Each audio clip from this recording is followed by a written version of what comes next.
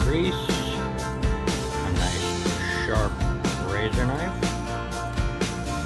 a 4-5-6 or a long-handled 6 and 5, 13mm, preferably ratcheting wrench, a Phillips head screwdriver, and a pair of cutters.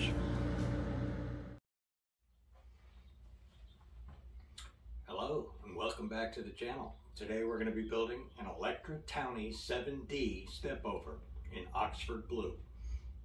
Let's get started. With a nice sharp knife,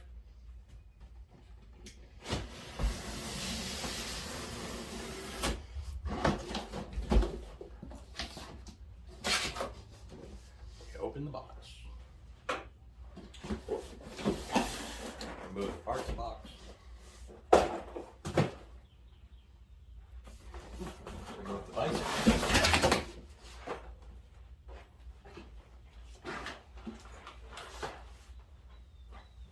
and set the box aside for all of our loose cardboard.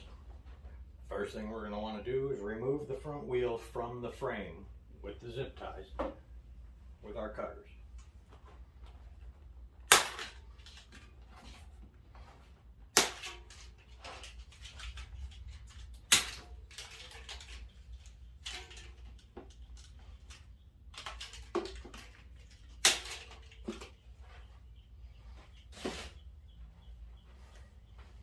Slide it off of the front crank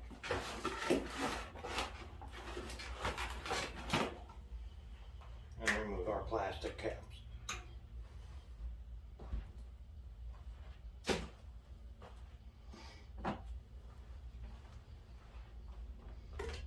Pull the cap from the head tube.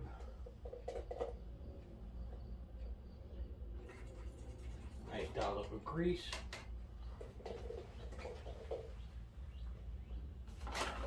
Same with the seat tube.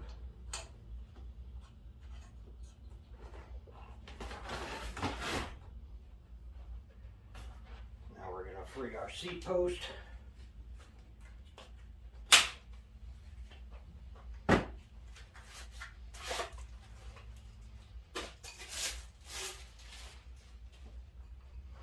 we'll put it right in the frame.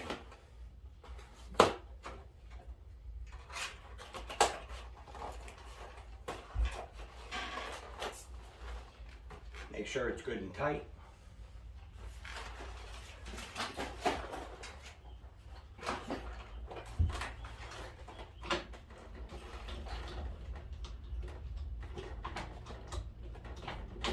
Nice and tight in the clamp. Now you can proceed to cut all the other zip ties and strings and things that they put on at the factory so that it doesn't move and get damaged in shipping.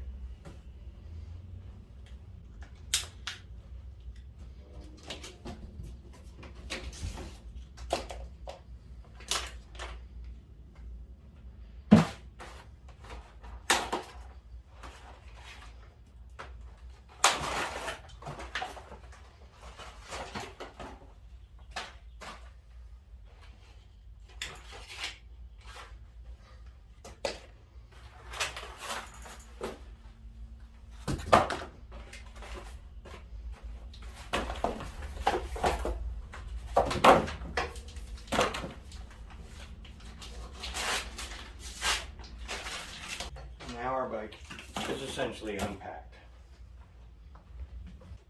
Okay, now before we get too much further, we're going to open the parts box. We don't want to get too far ahead of ourselves. We have our seat. And then we have our smaller parts box.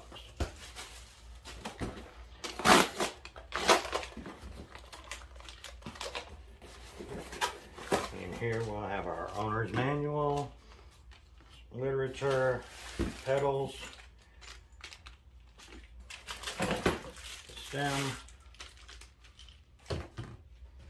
rear reflector, front skewer, which this one's in pieces, so beware. They do come apart in shipping.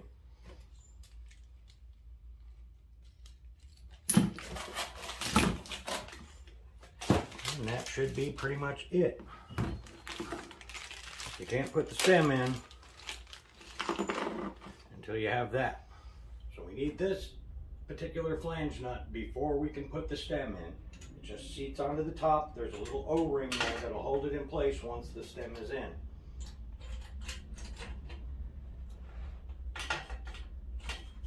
Gently work it in to about maybe three fingers of extension coming out of the stem. And you can somewhat line it up with the fork and just snug it. You're not going to torque this down yet. These two bolts have to come out in order for your handlebar to go in.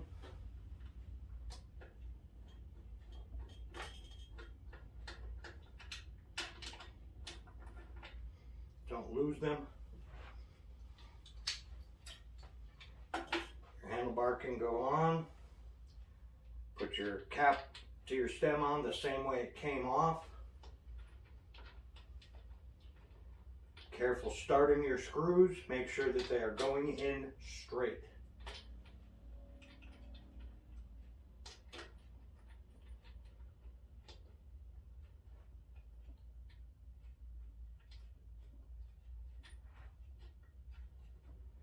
You also want the gap in the top of the cap to be equal front and back of the handlebar. So just get it snug and then tighten down the front.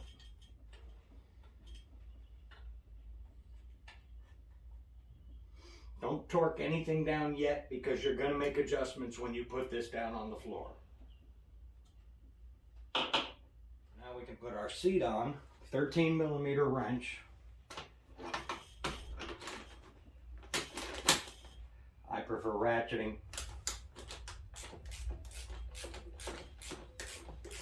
And again, just get it to where it's snug. You're going to change it once it hits the floor so that it's level.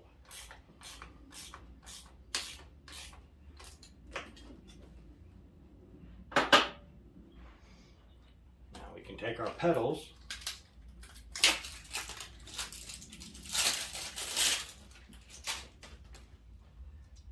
There is a right and a left pedal.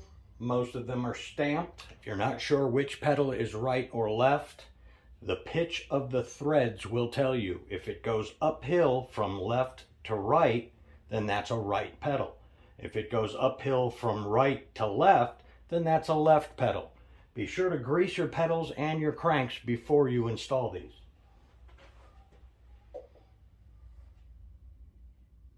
You don't need a lot. Start it in a clockwise motion and never force it against itself. Same with the left, towards you in a clockwise motion. It's still going this way. They are opposite threads of each other.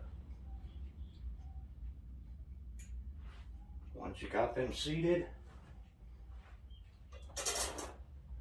use our 15mm pedal wrench and we pedal backwards. That will set the pedals. And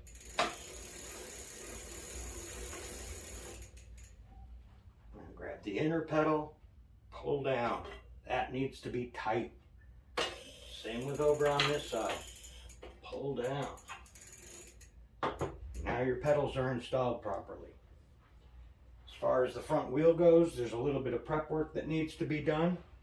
We have to get the skewer into it. I like to put a little grease on the skewer before it goes through the axle. Keeps it from binding later. And prevents rust. The tread of the tire should have some sort of forward pointing pattern in the tread. On this particular one, you can see the tread in a slight V towards that center. That means the skewer is going to go on the left side of it. So the skewer is going to go with the handle side in from the left side, tread facing that way. There may be rotational indicators on the side that say the tire is supposed to turn this way. that will all be in play when you're putting these skewers in so that you get it properly in the front. The correction will be that way because the bike goes that way. Take out the last little piece of strapping, your brake lever and brake cable for the front. Tuck it in, make sure your adjuster is all the way in. Untie your knot. I like to tuck mine inside, get it to there. You need your brake noodle. It threads through the top part. It already has grease in there, so you shouldn't need any more. Make sure your barrel is firmly connected, both ends.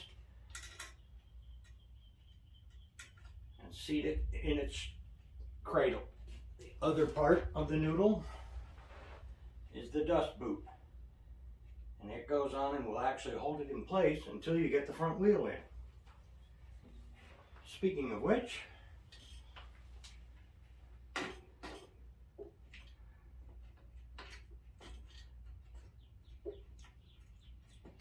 there's a whole section on how to use quick release skewers, especially the initial setup where you have to set the initial tension. The end result should be the same. The tire needs to be straight in the fork in order for the brakes to be adjusted properly. So you want that center tread to line up dead in the middle of your fork. That way when your brake pads hit, they're hitting evenly. From here, we're going to loosen up our holding bolt. And we're going to thread our cable right through the top. There is a space just designed for that. And then pull everything together. You can hold it with one hand. You want to be able to rock your brake back and forth just a little bit. That's going to give you your margin for adjustment after you've gotten your brake centered. When you squeeze and release, one side moves a little more, this side not as much. We're going to take our Phillips head screwdriver and we're going to turn inward to increase the pressure to pull that brake arm back out. Almost there. Still have a little rubbing. That tells me this side needs to come over more.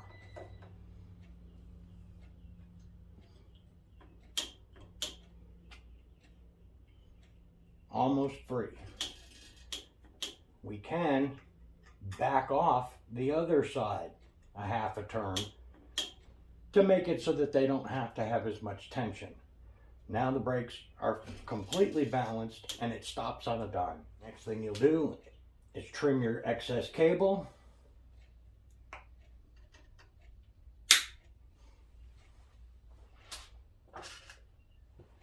And put on a cable tip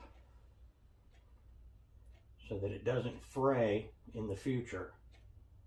Because nobody wants to get stabbed with a piece of wire. And then I usually tuck mine right behind the spring, right in front of the brake bolt. I don't know if you can see that there.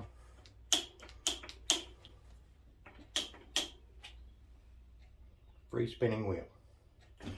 Alright, so for this part we're going to do the same basic thing to the rear brake. It still has a little bit of a hit to it because this side is moving and this side isn't. We've already checked that our wheel is in line with the frame. It doesn't need an adjustment. The other side has way too much tension on it.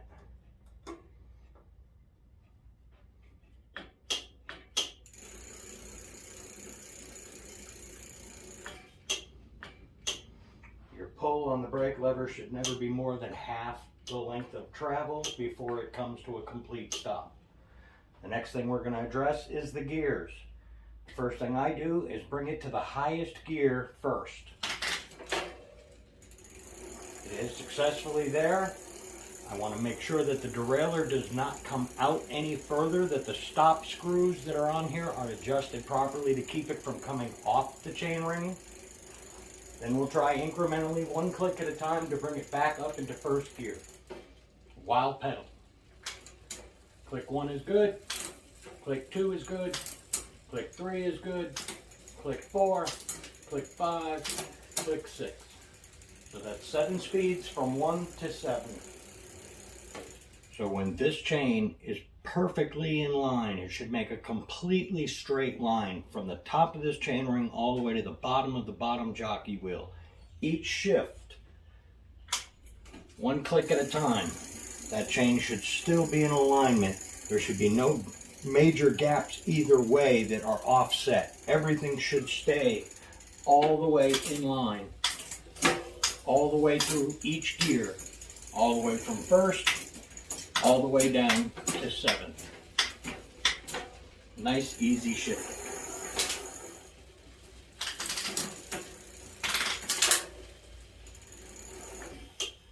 On the better end bikes like the Electra Townie, you can expect that the bike is going to be pretty much set up really well from the factory, as opposed to some of the cheaper bikes that you're going to run across.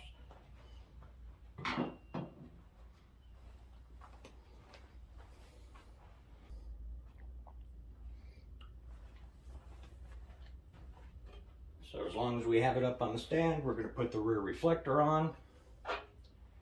With most of the Electra bikes, you're going to want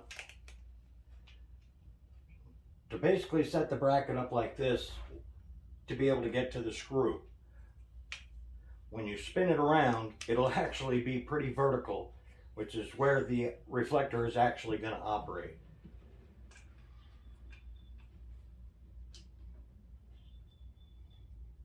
These Townies really do have a very laid back seat angle. So when she comes around, when this thing hits the floor, that's almost going to be vertical. We'll see here in a second.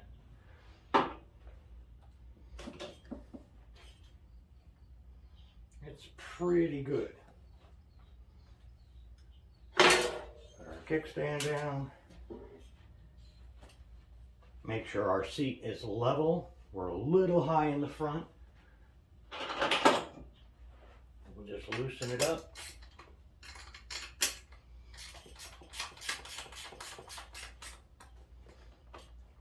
One half click.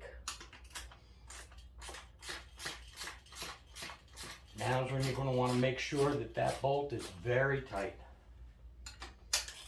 Both sides. Now you can release your quick release, set the seat down, point it in line with the frame tube. Now we're going to move on to our headset. We're going to make sure that the angle of the controls feels right from the seated position, which I think they will right there. I'm going to tighten down our stem cap so the bars can't move.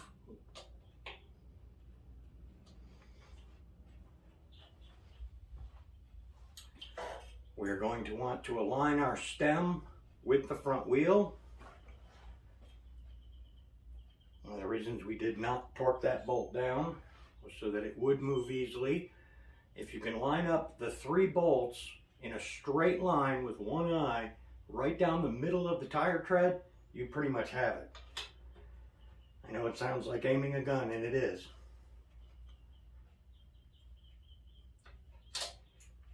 And to that we can add our stem cap, purely aesthetic.